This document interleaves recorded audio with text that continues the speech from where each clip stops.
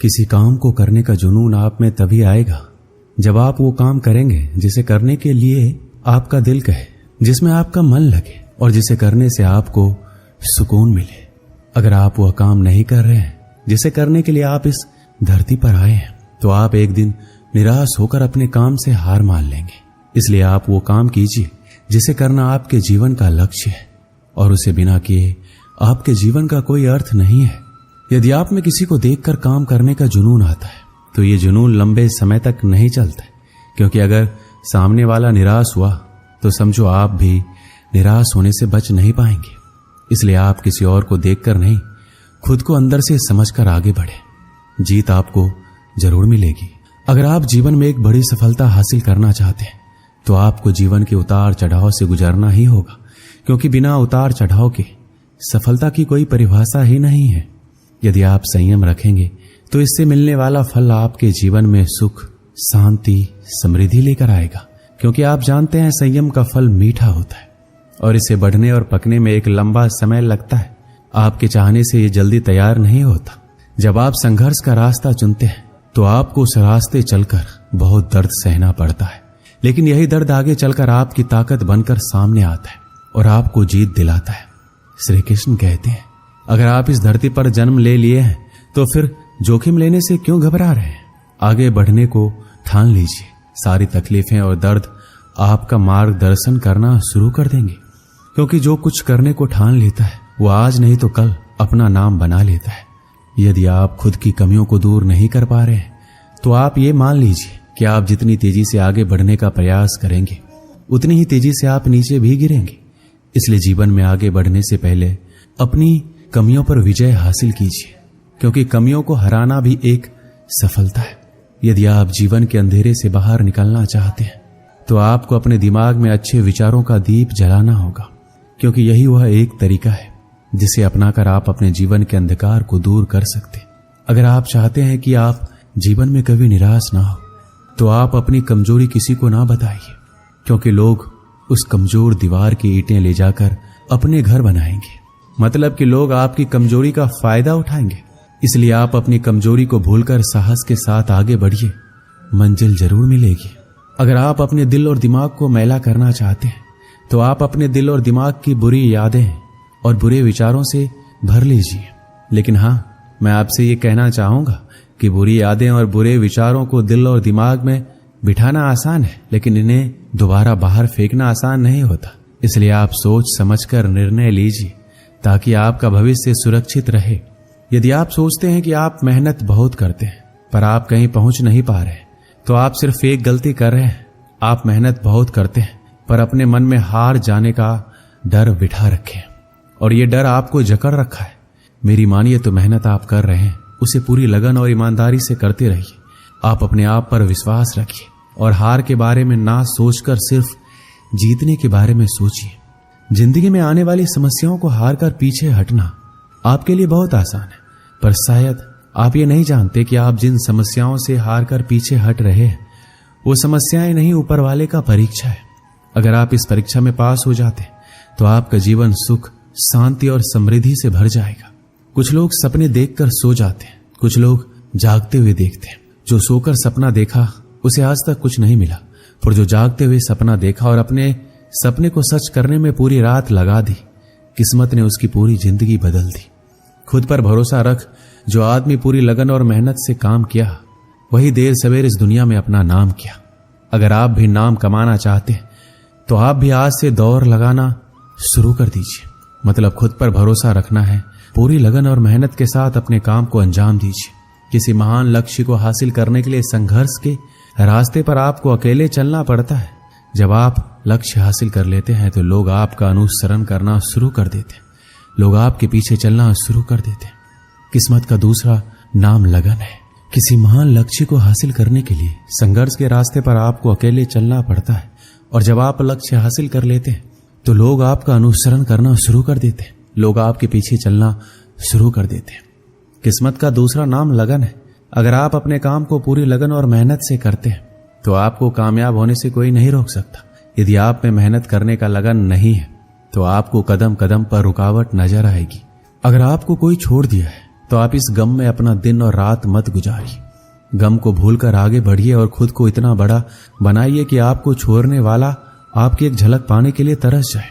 अगर आप बिना कोई प्रयास किए ये सोचते हैं कि आपका वक्त आज नहीं तो कल बदल जाएगा, तो आप ये लिख लीजिए कि आप मरने के आखिरी पड़ाव पर आएंगे, फिर भी आपका समय नहीं बदलेगा। समय सिर्फ उनका बदलता है जो सिर्फ मेहनत करने पर विश्वास रखते हैं।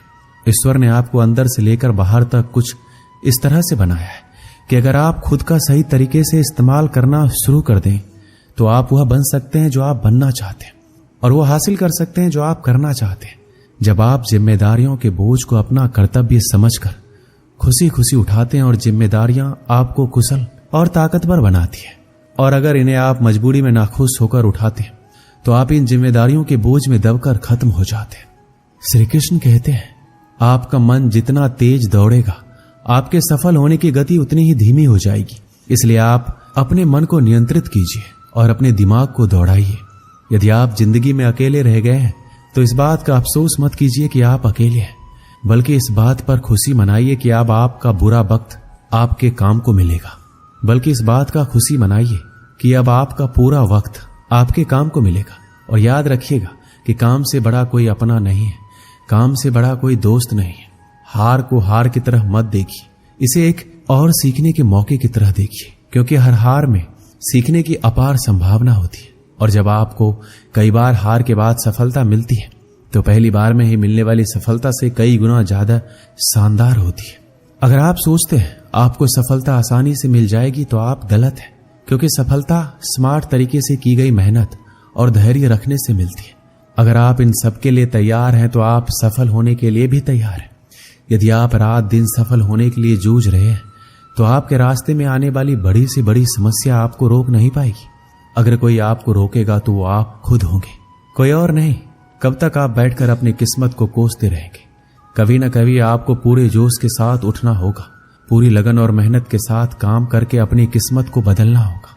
अगर आपका ध्यान आपके लक्ष्य पर नहीं है तो आप इस बात पर ध्यान दीजिए कि आपका ध्यान किस तरफ है, क्योंकि जिस तरफ आपका पूरा ध्यान होगा वही आपके जीवन में घटित होगा और वही आप हासिल भी करेंगे। मधुबन गांव में सुमन नाम की एक लड़की रहती थी जिसकी उम्र मात्र 12 साल की थी। वह कभी स्कूल नहीं गई, फिर भी वह कुछ ऐसा करने का सपना देखती थी जिससे वह पूरी दुनिया में मशहूर हो जाए। सुमन के गांव वाले हमेशा उसे पगली कहते थे, क्योंकि वह कभी स्कूल नहीं गई फिर भी वह जिंदगी में कुछ बड़ा करने का सपना देखती थी। गांव वाले सुमन के पिताजी पर इस बात को लेकर दबाव बनाते थे कि सुमन पढ़ी लिखी नहीं है, इसलिए जल्द से जल्द इसकी शादी कर दो, वरना आगे चलकर बहुत मुश्किल होगी। सुमन के पिता गांव वालों की बात से पूरी तरह सहमत थे, पर सुमन सहमत नहीं थी। उसे तो शादी नहीं बल्कि पूरी दुनिया में नाम कमाना था, कुछ ऐसा करना था जिससे उस पर लोगों को बेटी होने पर गर्व हो। सुमन के लिए यह सब कुछ करना आसान नहीं था।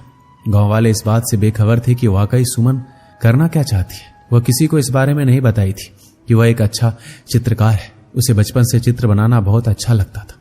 शायद यही वजह थी कि उसका मन पढ़ने में नहीं लगता था और इस वजह से वह कभी स्कूल भी नहीं गई। उसके पिताजी को चित्र बनाना अच्छा नहीं लगता था। उन्होंने कई बार सुमन के बनाए गए चित्र को आग के हवाले कर दिया था, फिर भी सुमन हार नहीं मानी। वह चित्रकारी करती गई और करती गई। जब सुमन नहीं मानी तो उसके पिताजी ने उसे उसके हाल पर छोड़ दिया। एक दिन सुमन अपने कमरे में चित्र बनाने में इतनी खोई हुई थी कि उसके पिताजी उसके पास आकर खड़े हो गए। उसे बिल्कुल एहसास नहीं हुआ। सुमन के पिताजी ने कहा, सुमन तुम नहीं मानोगी, ये बेवकूफी वाला काम तुम्हारे किसी काम का नहीं आने वाला है। सुमन दुखी मन से बोली, पापा आप हमेशा मुझे नीचा क्यों गिराना चाहते हैं? मैं जिंदगी में कुछ करना चाहती हूँ, आप मुझे बार बार क्यों रोकते हैं? उसके पिताजी ने कहा, अगर हमें इस गांव में रहना है तो तुम्हें वही करना होगा जो गांव वाले चाहते हैं। सुमन दृढ़ संकल्प से बोली, कभी नहीं, मैं जो चाहती हूँ वही करूंगी, चाहे जो हो जाए। मुझे हराना किसी के लिए इतना आसान नहीं है। सुमन के पापा ने कहा, तुम ये नहीं चाहती ना कि मैं तुम्हारे सारे सपनों को जलाकर राख दूं? सुमन ने कहा, पापा इंसान में इतनी ताकत कहाँ कि भगवान के दिए हुए हुनर को जलाकर राख कर दे। आपने मेरे बनाए गए चित्रों को जलाया है, मेरे हुनर को नहीं। गांव वाले ठीक कहते हैं, तुम्हारी लड़की पागल हो गई है। सुमन के पिताजी ने सख्त लहजे में कहा, इसे इलाज की जरूरत है। सुमन बोली, पापा आपको पता होना चाहिए कि दुनिया में जो भी बड़े काम किए हैं पागलों ने ही किए और करते रहेंगे। मैं भी उन्हीं पागलों में से एक हूं। मुझे लगता है तुम्हें समझाना बेकार है। सुमन के पिताजी ने कहा और तनकते हुए कमरे से बाहर चले गए। सुमन गांव वालों को सफल होकर दिखाना चाहती थी ताकि वो भी अपनी बेटियों को आगे बढ़ने का मौका दे और उनकी बेटियां अपने पैरों पर खड़ी हो सके। एक दिन सुमन के मन में ये विचार आया कि वह गांव में अपने बनाए गए चित्रों की प्रदर्शनी लगाएगी और गांव के 10 गांव में प्रचार प्रसार के लिए जाएगी। वो इस बारे में बात करने के लिए अपने पिताजी के पास गई। शायद उसे इस काम में किसी की मदद की आवश्यकता थी। पापा, मैं आपसे कुछ कहना चाहती हूँ, सुमन ने पिताजी से कहा। शायद आपको अच्छा लगेगा कि नहीं, मैं गांव में बनाए गए चित्रों का प्रदर्शनी लगाने जा रही हूँ। सुमन ने कहा, इस प्रदर्शनी में लोगों को मेरे हुनर के बारे में पता लगेगा। वो हमें कुछ नहीं कहेंगे बल्कि मुझ पर गर्व महसूस करेंगे। सुमन के बहुत समझाने पर उसके पिताजी मान गए और सुमन और उसके पिताजी प्रदर्शनी की तैयारी में जी जान से जुट गए। सुमन के पिताजी अपने खास दोस्तों के साथ पास के 10 गांवों में प्रदर्शनी के प्रचार प्रसार करने के लिए गए और उन्होंने घर घर जाकर प्रचार प्रसार किया। सुमन खुश थी कि उनकी प्रदर्शनी देखने के लिए 10 गांव से लोग आने वाले थे। तैयारी भी अच्छी खासी थी और यही नहीं, 3 दिन चलने वाले इस प्रदर्शनी को देखने आने वाले में काफी खुशी दिख रही थी। प्रदर्शनी के उद्घाटन के लिए शहर से जिला अधिकारी को बुलाया गया था। जिला अधिकारी ने गांव वालों के सामने सुमन को यह कहकर शाबाशी दी कि भगवान करे ऐसी लड़की हर माँ बाप को दे जिससे गांव ही नहीं बल्कि पूरा देश रोशन होता है। सुमन ने गांव के जीवन को बेहतरीन तरीके से कैनवस पर उतार दिया था। सुमन के हर चित्र में पिता का दुलार और माँ का प्यार झलकता था जो सबको मंत्र मुग्ध कर लेती थी। पिता ने अपनी बेटी से कहा, बेटी मैं तुम्हारा दोषी हूं। सुमन के पिताजी ने अपराध बोध की भावना से कहा, मैंने तुम्हें बहुत परेशान किया, मैंने तुम्हारे बनाए गए चित्रों को जलाया जो मुझे नहीं करना चाहिए था। सुमन ने कहा, पापा अगर आप मेरे साथ प्यार से पेश आते तो शायद आज मैं जहां हूं वहां नहीं होती। सुमन ने कहा, पापा आपकी हर बात से मुझे और अधिक प्रयास करने की ताकत मिलती थी। सुमन पिताजी का साथ पाकर बहुत खुश थी और वह अपनी कला को और ज्यादा निखारने का प्रयास करती रही और साथ ही दूर दराज के गांव में प्रदर्शनी भी लगाती रही। एक दिन भगवान ने सुमन के साथ जो किया हुआ किसी के साथ ना करे। एक हादसे ने सुमन का सब कुछ बर्बाद कर दिया। उसके दोनों हाथ चले गए, उसके सारे सपने टूटकर बिखर गए। वह निराश जिंदगी से हारी हुई चुपचाप घर के आंगन में बैठी रहती थी। उसके पिताजी का रो रो कर बुरा हाल था। उनसे अपनी बेटी का दुख नहीं देखा जा रहा था, शायद इसलिए वो उसके सामने बहुत ही कम आते थे। सुमन खुद को समझाने की पूरी कोशिश करती थी। उसकी कहानी इतनी आसान तरीके से खत्म नहीं होने वाली थी। अब उसकी लड़ाई ना पापा से है ना गांव वालों से, अब उसकी लड़ाई किस्मत से है। अब जो चाहे हो जाए वह किस्मत को हराकर मानेगी, दुनिया में नाम कमाकर मानेगी। सुमन एक बार फिर से शुरुआत करती है। इस बार हाथ से नहीं बल्कि पैर से चित्र बनाने की कोशिश कर रही थी, जिसे देखकर उसके पिता का दिल पसीज गया। सुमन के पिताजी ने कहा, बिटिया ये क्या कर रही हो, अब तो मान जाओ। सुमन बोली, पापा मैं कभी हार नहीं मान सकती। उसके पिताजी ने कहा, क्या तुम्हें लगता है तुम इस तरह से अपने सपने को पूरा कर लोगे? सुमन ने कहा, पापा अगर इरादे पक्के हो तो कोई भी काम इस दुनिया में मुश्किल नहीं है। मेरे से ज्यादा लोग हादसा झेलते हैं फिर भी कामयाब होते हैं। सुमन के पिताजी ने कहा, बेटी प्रयास करो, मैं हमेशा तुम्हारे साथ हूं। तुम्हारे प्रयास से तुम्हारी बदकिस्मत भी हार जाएगी। और इस तरह कई सालों के मेहनत के बाद एक बार फिर सुमन की जिंदगी वापस लौट आई। उसके टूटे हुए सपने एक एक करके झुरने लगे और वह गांव से लेकर शहर तक अपनी चित्रकारी के लिए मशहूर होने लगी थी। जो गांव वाले सुमन के तरक्की से जलते थे, हादसे के बाद से उसके लिए दुआ करने लग गए। भगवान भी उसके प्रयास के सामने हार गए। वो सुमन को वह देने के लिए मजबूर हो गए जिसकी वह हकदार थी। एक दिन सुमन ने खुद से कहा, लोग मेरे खिलाफ थे, यहां तक कि मेरे पिताजी भी नहीं चाहते थे कि मैं अपना नाम बनाऊं। मेरी पहली प्रदर्शनी ने मेरे पिताजी की आंखें खोल दी। उनकी बिटिया भी कुछ कर सकती है। बहरहाल एक हादसे ने मेरा सब कुछ बर्बाद कर दिया। मेरे दोनों हाथ चले गए, मैं टूट चुकी थी। मुझे नहीं लगा था कि मैं अब कुछ कर पाऊंगी, पर मुझमें कहीं ना कहीं वह चिंगारी थी जो मुझे एक बार फिर आगे बढ़ने का मौका दिया। मैंने नए सिरे से शुरुआत की और देखते देखते सब कुछ मेरे लिए एक बार फिर आसान हो गया और मैं पूरी दुनिया में नाम बनाने के लिए आगे बढ़ी। हादसे में आदमी मरता है पर उसके जज्बात जिंदा रहते हैं और एक प्रयास से सब कुछ बर्बाद होने से बच जाता है। आदमी तब तक खत्म नहीं होता जब तक उसके हौसलों में जान होती है। यही वो हौसले होते हैं जिससे सपनों को पहचान मिलती है। दोस्तों इस वीडियो में बस इतना ही। मिलते हैं अगली वीडियो में। अपना ख्याल रखिएगा। जय श्री कृष्ण।